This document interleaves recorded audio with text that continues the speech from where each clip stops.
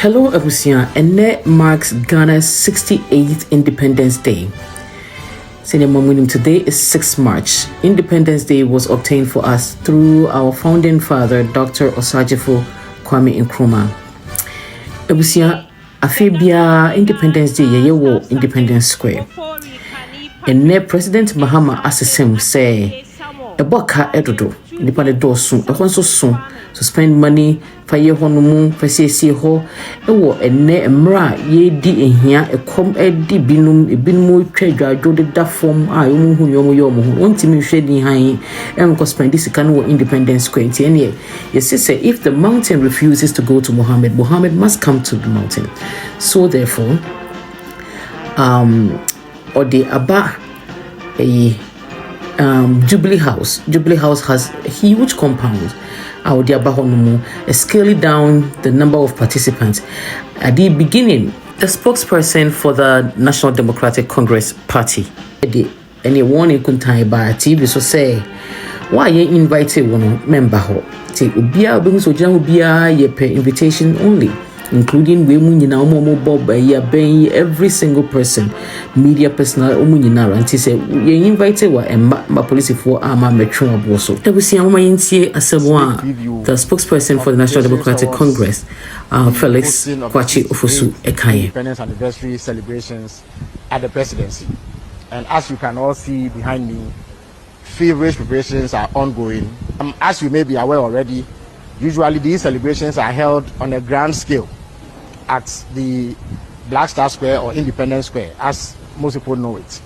In the last few years, there was a policy of rotation among various regional capitals. But these celebrations came with significant costs, which at the moment the national purse cannot bear. So President Mahama took a decision a few weeks ago to scale down the celebrations and bring it to the presidency. As you can see, there's a vast compound that has capacity to accommodate hundreds of Ghanaians.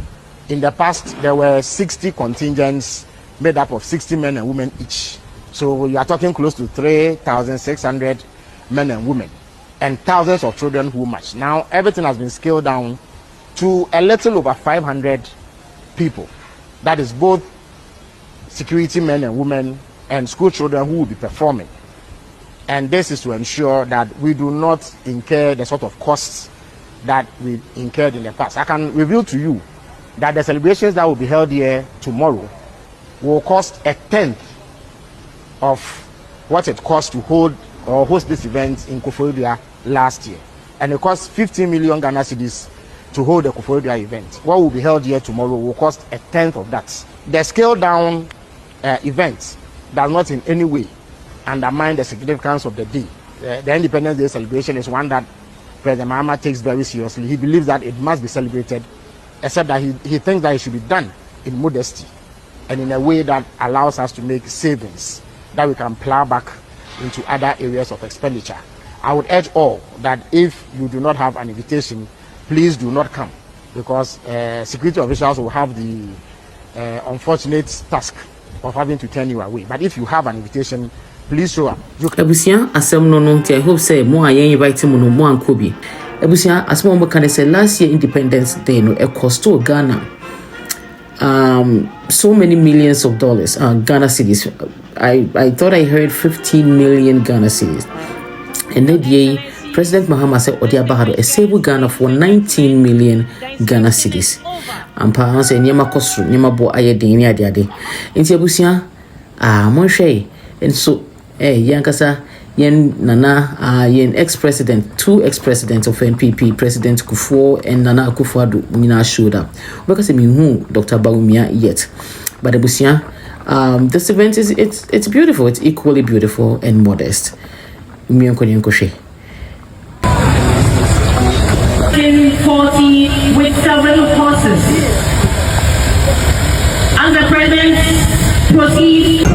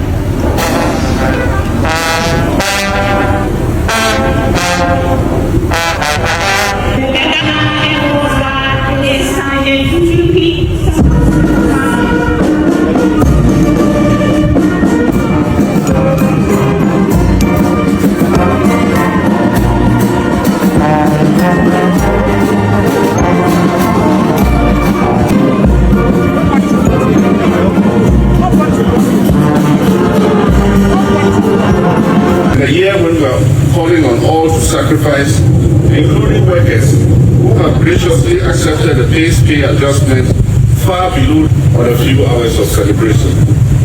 Today's event will save us 95% of the estimated cost of the event.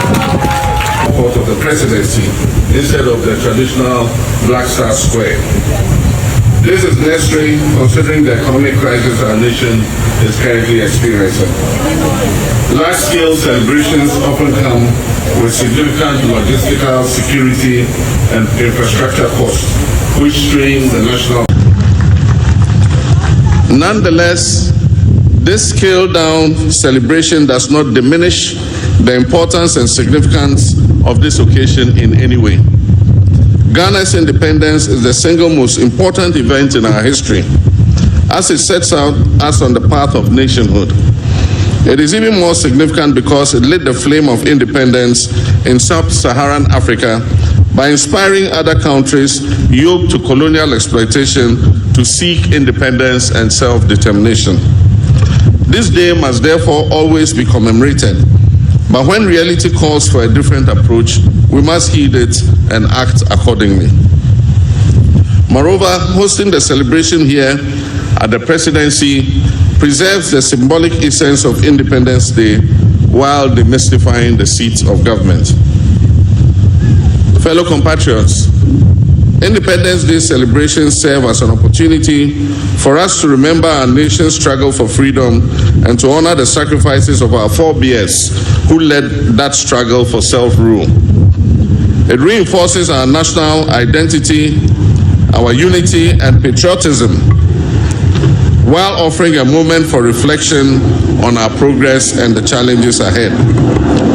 It presents an opportunity for us to recount our history, taking the lessons it teaches and thereby forging a new path for progress and development.